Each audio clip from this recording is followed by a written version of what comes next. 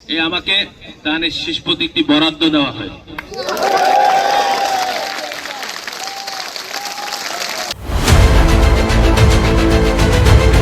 চট্টগ্রামের 2 সংসদীয় আসনত বিএনপির প্রার্থী পরিবর্তন করা হয়েছে, পাশাপাশি একখান আসনও নতুন প্রার্থী দিয়ে হয়েছে। দলীয় সূত্রে জানা গিয়ে চট্টগ্রাম 4 সীতাকুণ্ড ও চট্টগ্রাম নগরের আংশিক আসনত প্রাথমিকভাবে মনোনীত প্রার্থী কাজী মোহাম্মদ সালাউদ্দিনের বাদ দিয়ে বিএনপি চেয়ারপারসনের উপদেষ্টা পরিষদের সদস্য মোহাম্মদ আসলাম চৌধুরীর চূড়ান্ত প্রার্থী হিসেবে মনোনীত করা হয়েছে।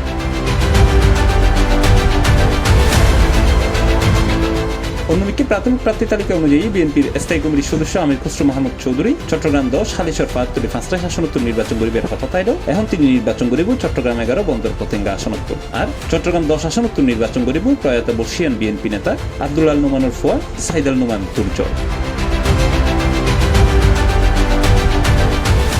কিন্তু গত কয়েকদিন ধরেই চট্টগ্রাম 4 সীতাকুণ্ড ও চট্টগ্রাম 6 রাজধানী আসনত প্রার্থী পরিবর্তন হইতে পারে এমন গুঞ্জন শোনা যায়। তবে রাজধানী আসনত থানা পরিবর্তন এখন পর্যন্ত নইলেও চট্টগ্রাম 4 আসনত জল্পনা কল্পনার অবসান ঘটাইয়ে প্রার্থী হইয়ে আসলাম চৌধুরী শনিবার বেলা 11 তারিখে লায়ন আসলাম চৌধুরীর ফৌজদারহাটের বাসভবনত দলীয় নেতাকর্মীদের ফোয়ারে লই কেন্দ্রত্বন দেয়া মনোনয়নের প্যাকেট ব্যাকুনের সামনে প্রদর্শন করে তিনি। এসব নেতাকর্মীদের মধ্যে উৎসবের আমেজ লক্ষ্য করা গিয়ে আমাকে যখন গুলশান অফিসে দেখিয়েছে কাজী সালাউদ্দিনকে মেসেজ দিয়েছি যে আমাকে ডেকেছে, আমি গুলশান অফিসে আছি, ট্রেনিং এ আছি।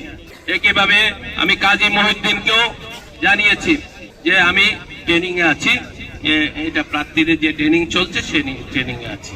এখান থেকে বের হয়ে 5টার সময় বের হয়ে 5টা 5 বা 10 এরকম সময়ের ভিতর আমি কাজী সালাউদ্দিনকে সাথে বলছি, তুমি যদি ঢাকা আসো থাকো, আমার বাসায় আসো, আর যদি তুমি আজকে আসতে না পারো আমি তোমার জন্য আজকের দিনও থাকবো, আগামীকাল আসো। সে বলে যে আমাকে আজকে আসবো না, আগামীকাল আসবো। তো আমি আগামীকালও পরের দিনও আসি নাই, তারপরের দিন প্রোগ্রাম দিয়েছি এখানে সীতাকুণ্ডে। 20 তারিখে আমাকে ডেকেছে, 21 তারিখ আমি ঢাকাতে অবস্থান করছি, সালাউদ্দিন আসবে বা কেউ হয়তো মহিউদ্দিনকেও বলেছি যে আমি 22 তারিখ আসবো।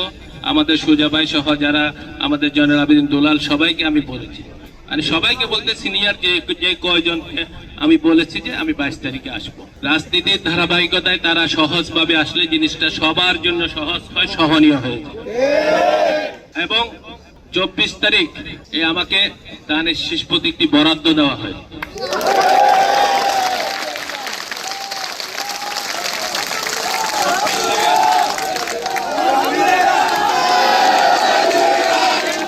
কইরাকে এখন পর্যন্ত চট্টগ্রামের একখান আসন ছাড়া বাকি বিয়াক আসনত বাংলাদেশের জাতীয়তাবাদী দল বিএনপি তার প্রার্থীর নাম ঘোষণা করছে। যে আসন নতুন এখন হুনিকারে মনোনয়ন দেয়া নয় এনুদি চট্টগ্রাম 14 চন্দনাই সাতকানিয়া আংশিক আসন ইয়েন। C plus TV Chittagong.